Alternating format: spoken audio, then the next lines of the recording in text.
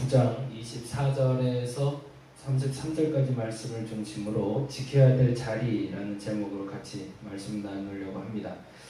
역대상에 들어가기 전에 우리가 열왕기 상하를 계속 보고 있다는 얘기 반복하고 있습니다. 열왕기 상하에서 굉장히 중요한 이야기, 그리고 역대 상하에서 굉장히 중요한 이야기를 우리가 점검하고 갈 필요가 있습니다. 왜냐하면 역대 상하에 기록된 방식과 그리고 열왕기 상하에 기록된 방식이 분명히 다르기 때문에 그렇습니다. 더 중요한 것은 열왕기 상하를 보면서 우리가 봤던 느낌과 역대 상하를 보면서 보는 느낌이 확실히 다를 거라는 거예요. 이유인즉슨 이 길을 기록하고 있는 사람이 절망 가운데 기록하고 있는가 아니면 희망 가운데 기록하고 있는가의 차이입니다. 역사를 끊임없이 좌절의 역사로 기록하는 사람이 있는 반면에 어떤 사람은 역사를 끊임없이 새로운 것에 대한 도전으로 기록하는 사람이 있다는 거죠. 그 표현이 훨씬 더 익숙할 것 같습니다. 역대 상하는 사실은 그 희망의 메시지를 우리에게 전달해주고 싶어하고, 열왕기 상하는 죄송하지만 절망의 메시지를 우리에게 주고 있습니다. 이유인즉슨 열왕기 상하는 이스라엘이라는 나라가 멸망하던 시기, 보다 정확히 말하면 그들이 멸망하고 나라를 잃어버린 그 시기에 우리의 멸망의 원인을 찾는 것이 목적이기 때문에 그들에게 무엇이 잘못됐는지를 끊임없이 찾아가고 있다면, 오늘 본문인 역대상하는 사실은 그들이 그렇게 끊임없이 죄 가운데 그 문제의 근원으로 그들의 나라가 망하고 있음에도 불구하고, 아니 망했음에도 불구하고 포로로 잡혀갔음에도 불구하고 왜 우리는 다시 일어설 수 있는가라는 희망을 찾는 것이 목적이기 때문에 그렇습니다. 그래서 실례로 지난번 말씀드린 대로 열왕기 상하에는 두 가지의 큰 죄가 나오고 있습니다.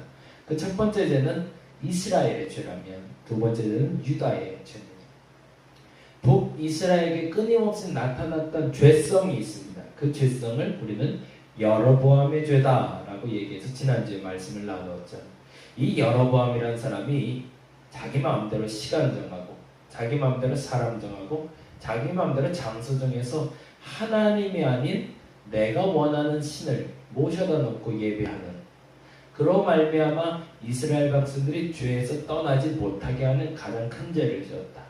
그리고 19명의 북이스라엘 왕들이 끊임없이 그 죄에서 돌아서지 못하고 하나님 앞에서 멀어지다 결국에는 멸망하게 되었다 라는 이야기가 북이스라엘이 멸망하게 된 여로보암의 죄라는 이야기였습니다. 반면에 유다라는 나라는 좀 가슴이 아팠어요.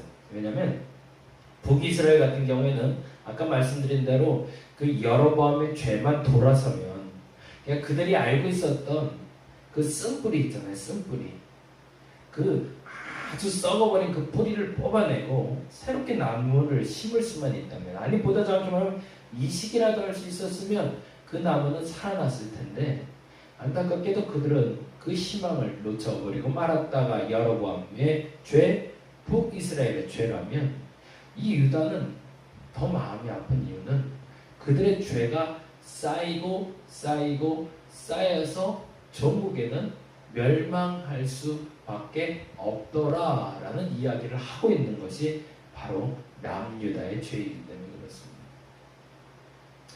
우리가 두 가지의 상황을 맞닥뜨리게 되는 것 같아요. 이 고난이라는 것의 전제가 두 가지잖아요.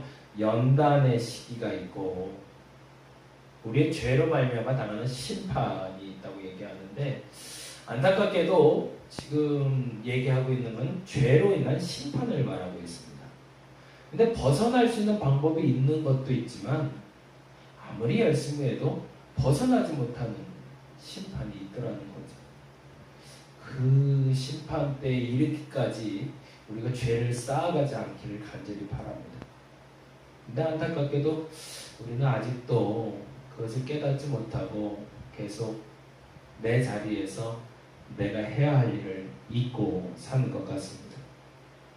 최근 요 며칠 동안 이슈가 된 사건이 있었죠. 기독교 지도자 중에 젊은 사람들에게 꽤 선망의 대상이 됐고 그래서 그 젊은 사람들을 많이 키워놨던 한 젊은이의 큰 실수를 우리가 보게 되었습니다. 그리고 그 결과물들이 어떻게 지금 나타나고 있는지를 우리의 눈으로 보고 있죠. 그래서 오늘이죠. 오늘 있어야 될 그 중요한 행사가 결국에는 치러지지 않은. 과연 이러한 일들을 볼 때 우리가 어떤 마음을 가져야 될까? 첫째는 아까 말했던 여로보암의 죄. 만일에 우리가 가지고 있던 게 그 여로보암의 죄라면 그 죄만 제거해버리면 될 겁니다. 그리고 다시 시작하면 됩니다. 근데 만일에 그것이 아니라 남유다처럼 그 죄를 쌓고 또 쌓고 또 쌓아서 더 이상 돌이킬 수 없는 상황까지 이루고 있지는 않은지, 아마도 그 젊은이는, 그 젊은 사역자는 이 남유다의 결과가 아니었나 싶습니다. 더 이상은 돌아올 수가 없는 길을 떠나버린 거죠. 저와 여러분에게 그래서 오늘 이 시간에는 지켜야 할 것이 무엇인지를 같이 한번 말씀을 나눴으면 좋겠습니다. 우리가 과연 어떤 자리에서 어떤 일을 하는 것이 옳을까라는 거죠. 사실은 성경의 모든 이야기는 이 지켜야 될 것에 대해서 끊임없이 반복해서 우리에게 알려주고 있습니다. 첫째는 우리가 잘 아는 아담과 하와 사건이죠. 아담은 그의 아내 되는 하와를 지켜야 될 의무가 있었고, 그에게 막중한 의무가 있었는데 그것은 바로 에덴이라 하는 하나님의 만들어준 가장 아름다운 땅을 지켜야 될 의무가 있었습니다. 근데 안타깝게도 그는 그가 지켜야 될 그 에덴 땅도 지켜내지 못했을 뿐더러 심지어는 그의 아내된 하와를 지켜내지 못함으로 선악과를 먹게 되죠. 반면에 이 하와라는 사람도 동일한 경험을 하게 되는데, 하와 역시도 그의 남편된 아담을 지켜내지 못한 겁니다. 왜냐하면 그가 선악과를 그에게 전달하게 되니까요. 우리가 잘 아는 대로 가인과 아벨 사건도 마찬가지입니다. 가인도 아벨을 지켜야 될 의무가 있었던 장자였죠. 근데 가인 역시도 그의 아우를 지켜내지 못하고 하나님께 그렇게 핑계를 대죠. 내가 아우를 지키는 자니까.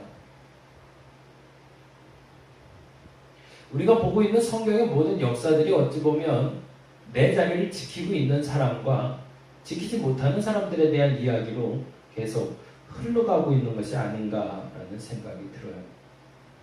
아브라함 같은 경우가 하나님 앞에 의인이 됐던 이유는 뭘까? 그것은 지금 계속 말하고 있는 단어로 말하자면 그는 그의 자리를 지켜냈다는 겁니다. 반면에 아브라함의 조카 롯이 소돔과 고모라에서 멸망한 이유는 뭘까? 맞습니다. 그가 지켜내야 될 것을 지켜내지 못했기 때문이죠. 아브라함은 이삭을 지켜냈고 이삭은 야곱과 에서라는 두 아들을 낳게 됩니다. 에서는 야곱을 지켜내지 못합니다. 에서는 자신의 장자권조차 지켜내지 못합니다. 야곱은 자신의 12아들뿐만 아니라 4명의 부인 그리고 70명의 식소를 그들의 약속의 땅 가나안에서 지켜내지 못합니다. 결국에 어디로 가죠? 애굽으로 들어가게 되죠. 왜? 굶주려 있는 가족을 살리려고. 그러나 그것이 과연 살리는 길이었을까? 그것이 바른 길이었을까? 우리는 다시 한번 점검해 볼 필요가 있습니다. 야곱은 살기 위해 애굽에 들어갔지만 그가 애굽으로 들어가고 말미암아 400년 동안 애굽에서 이스라엘은 종살이를 하게 됩니다. 요셉은 자신의 자리를 지켜냄으로 말미암아 총리 대신이 됩니다. 그렇죠? 그는 17세에 그의 꿈을 지켜냈고 17세부터 30세에 이르기까지 하나님이 함께 하신 것을 지켜냈습니다. 그래서 그가 오른 자리가 바로 우리가 잘 알고 있는 애굽의 총리 대신이 되는 일이었습니다. 역사는 그렇게 흘러가고 있는 것 같죠. 모세도 마찬가지죠. 모세는 자신의 자리를 지켜내지 못했을 때 광야로 도망갈 수밖에 없었습니다. 그리고 그가 광야에서 돌아왔을 때 그가 지켜야 될 자리가 어딘지 알았습니다. 그리고 이스라엘의 지도자가 되어 느보산에서 바라보며 죽는 그 순간에도 그는 아멘할 수 있는 이스라엘의 지도자로 성숙해 있음을 봅니다. 뭘 한 거죠? 그의 자리를 지켜냈던 거죠. 예수께서 우리의 구원자가 되신 가장 큰 이유가 있습니다. 그분은 33년 동안 자신을 지켜내셨습니다. 그리고 그는 33년 동안 하나님과의 약속을 지켰습니다. 마지막 그 십자가에 달리는 그 순간에도 예수께서는 그 약속을 지켜내셨습니다. 그것을 빌립보서 2장 5절에 다음과 같이 이야기하죠. 그가 죽기까지 복종하셨으니 곧 십자가에 죽으심이라. 그의 끝까지 그의 자리를 지켜냄으로 말미암아 하나님은 그로 말미암아 구원자의 자리에서 벗어나지 않게 하셨고, 예수로 말미암아 우리는 구원받을 수 있는 길이 열리게 되었습니다. 저와 여러분이 무엇을 지켜내야 되는 건지, 무엇을 지키지 말아야 되는 건지, 어떤 자리에서는 지루하디만큼 변화가 없더라도 끝까지 그 자리를 지켜내야만 되는 그 이유를 저와 여러분이 알 수 있기를 간절히 바랍니다. 오늘 본문을 보기 전에 그 조선시대 역사를 한번 잠깐 살펴드리려고 해요. 1392년도에 태조 1년입니다. 고려 제도에 동서대변이라는 것이 있었습니다. 동서대변이 뭔지 아시나요? 예, 백성들을 구휼하는 곳입니다. 가난해서 치료받지 못한 이들에게 치료를 베풀던 곳을 동서대비원이라고 불렀습니다. 그것을 이어받아 조선시대에도 역시나 동일하게 만들어 놓았습니다. 그리고 1414년, 태종 14년에 이 동서대비원이라는 이름이 아무래도 불교식의 이름이라 당시에 유교의 사상을 갖고 있던 조선에서는 이 동서대비원이라는 이름을 동서활인원이라고 나눠서 세종실록에는 다음과 같이 분야를 나누어서 관리하게 되었습니다. 동서문 밖에는 동활인원, 서활인원은 서서문 밖에 두게 되죠. 1466년에 세조 12년에 동활인원과 서활인원을 합해서 활인서라는 이름으로 그 일을 감당하게 됩니다. 이후 고종황제 때까지 이르러 이 동서대비원은 활인서란 이름으로 활성화되기 시작했고, 고종 때 다시 한번 동활인서와 서활인서로 나눠서 동활인서는 동서문 밖에, 서활인서는 서서문 밖에 두어 백성들을 구휼하는 일을 감당하게 했던 겁니다. 그러나 안타깝게도 1882년도 고종이 여러 가지 문제로 이 일을 그만두기로 결정을 합니다. 그리고 활인서는 그날 문을 닫습니다. 활인서에서 말하는 6가지의 사람을 살리는 방법이 있다고 얘기합니다. 첫째는 자유, 어린이를 사랑하고, 양노, 어린 노인을 복양하며, 진공, 공안이를 구하고, 휼빈, 가난은 구휼하며, 관질, 질병을 위로하고, 구역, 역질에서 구해야 한다. 이 활인서에 대해서 젊은 사람들도 나이 든 사람들도 잘 인식하지 못하고 있는데, 언제 유명해졌냐면 해를 품은 날이라는 드라마가 유행하면서 한창 유행을 했었죠. 지금의 애호계를 넘어가서 조금만 올라가다 보면 아이언 중학교와 아이언 직업학교가 있는데 그 자리가 바로 이 서활인서의 자리가 됩니다. 그리고 이 서활인서의 자리에 위치했던 활인서는 1882년 아까 말씀드린 대로 고종황제 시절에 국고가 바닥이 나서 결국엔 문을 닫게 되죠. 그리고 그 해에 임오군란이라는 난이 나타나게 됩니다. 임오군란은 군사들이 자신들이 월급을 10개월 동안 받지 못하자 대물을 일으킨 사건이었습니다. 그리고 그 사건으로 민비가 도망을 가야 되는데, 그때 그를 안고 업고 지게에 지고 도망갔던 사람이 있으니 그 사람이 바로 이수정이라는 사람입니다. 우리가 지금 영화 때문에 유명한 전라도 곡성에서 태어난 인물입니다. 그리고 이 이수정은 이후에 왕의 왕비를 구출했다는 특혜를 받아서 1883년도에 신사유람단의 자격으로 일본을 가게 돼요. 그리고 일본에 가서 찌다센이라는 선생님을 만나게 되는데, 이 찌다센 선생님의 벽에 걸려있던 벽지를 하나를 보게 됩니다. 액자가 걸려있는데 액자에 아주 자기가 아는 선명한 글씨가 적혀 있습니다. 그 글씨는 복이라는 글자였습니다.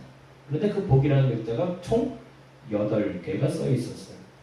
그래서 이 8개가 써 있는 복자를 보고 찌다센 선생에게 물어봅니다. 이수정이 이 액자의 뜻이 뭡니까? 그랬더니 찌다센이 그렇게 얘기하는 거죠. 이 액자에 글이 적혀 있는 책이 있는데 한번 보시겠냐고. 그리고서 그가 책을 갖고 오는데 바로 한문으로 된 성경책이었습니다. 그리고 그 성경책을 보던 이수정은 잠자리에 들게 됩니다. 그리고 잠자리에서 그가 큰 재미난 꿈을 꾸게 되는데 그 꿈은 뭐였냐면 그가 꿈속에 있는데 키가 큰 남자와 키가 작은 남자 둘이서 그에게 찾아오게 돼요. 근데 보따리가 2개가 큰 게 있어요. 그리고 그 보따리를 그 앞에다 턱 하고 풀어놓습니다. 그리고 다음과 같이 이야기하는 겁니다.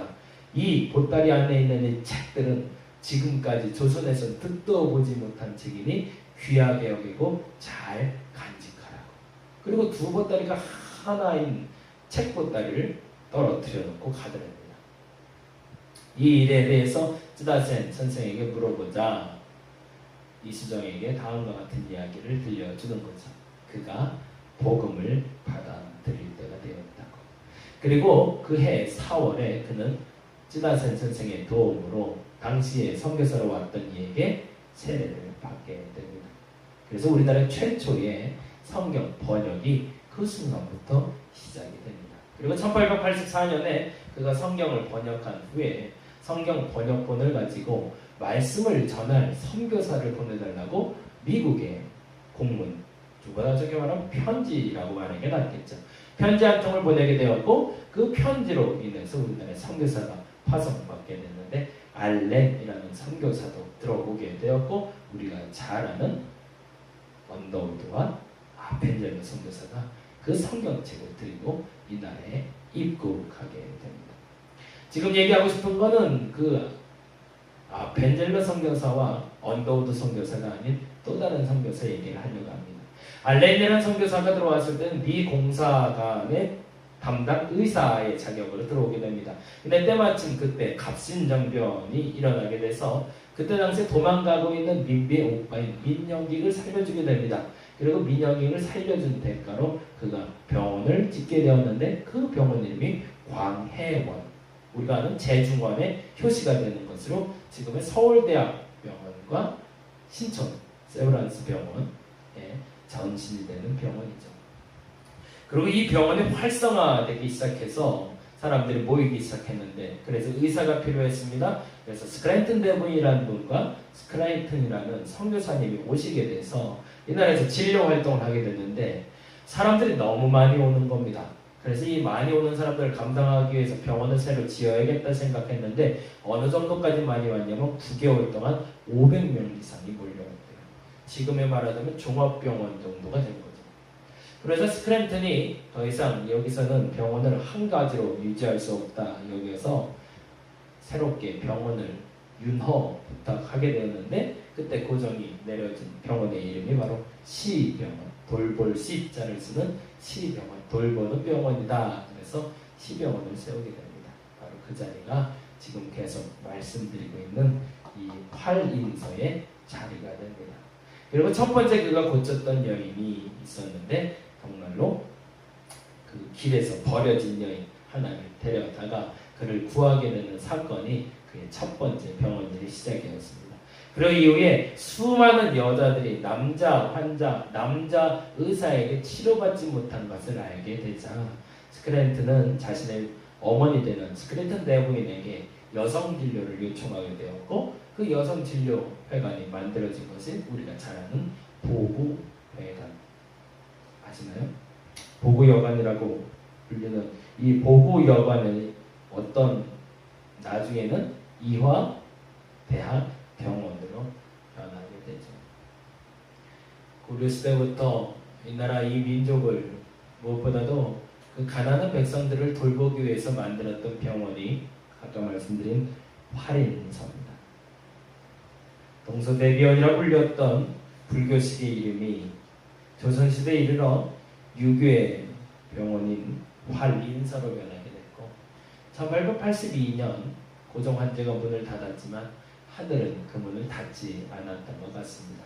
그리고 하늘은 이 활인서를 시병원이라는 이름으로 다시 시작하고 보구여관이라는 이름으로 다시 시작하게 해서 이 나라의 교회가 그 역할을 감당하게 한 거죠. 어느 날부턴가 교회가 해야 될 일에 대해서 고민을 하고 있습니다. 그리고 교회는 어떤 방향으로 역사를 만들어 가야 될까라는 고민을 합니다. 한 가지 대답을 얻은 것 같습니다. 바로 활인서의 역할입니다. 활인이라는 뜻은 사람을 살리다라는 뜻입니다. 우리 교회가 6가지 임무를 감당할 수 있기를 간절히 바랍니다. 활인서의 6가지 임무가 다음과 같습니다. 자유, 어린이를 사랑하고, 양로, 노인을 복양하며, 진궁, 궁한 이를 구하고, 휼빈, 가난한 자를 구휼하며, 관질, 질병을 위로하고, 구역, 역지를 구합니다. 그것은 우리의 사명이 되었으면 좋겠습니다. 왜 이 얘기를 자꾸 했냐면요, 아까 말한 대로 역대상의 이야기는 희망의 메시지라고 했잖아요. 열왕기 상하가 절망의 메시지라면 역대상하는 희망의 메시지다. 근데 그 희망을 만들어낸 사람이 나타나고 있는데 9장 27절과 9장 33절입니다. 이것만 찾고 마무리합니다. 9장 27절과 9장 33절 한 절씩 한번 읽어보겠습니다. 제가 읽어드립니다. 들어보세요. 지금 이 그들은 레위인들을 말합니다. 하나님의 성전을 맡은 직분이 있으므로 성전 주위에서 밤을 지내며 아침마다 문을 여는 책임이 그들에게 있었다. 이들의 책임은 뭐였냐면 아침마다 문 열어주는 일입니다. 근데 그들은 그 일을 사명으로 알고 감당했다는 겁니다. 33절에는 다음과 같은 사람이 나옵니다. 또 찬송하는 자가 있으니 곧 레위 우두머리라. 그들은 골방에 거주하면서 주야로 자기 직분에 전념함으로 다른 일은 하지 아니하였다. 그것이 맞다는 겁니다. 교회는 다른 일을 해서는 안 됩니다. 맡겨진 일만 해야죠. 그 맡겨진 일을 통해서 하나님의 영광을 드러낼 수 있어야 됩니다. 찬송하는 이는 찬송하는 일만 하면 족합니다. 문을 지키는 이는 문을 여는 이는 문을 지키고 문을 여는 일만 해도 좋습니다. 교회가 해야 할 6가지를 다시 한번 점검합니다. 자유, 어린이를 사랑하고, 양로, 노인을 복양하며, 진공, 궁한이를 구하고, 휼빈, 가난을 구휼하며, 관질, 질병을 위로하고, 구역, 역지를 구하는 우리 다림목교회가 할 수 있는 6가지의 사역이 되기를 간절히 바랍니다. 기도하겠습니다.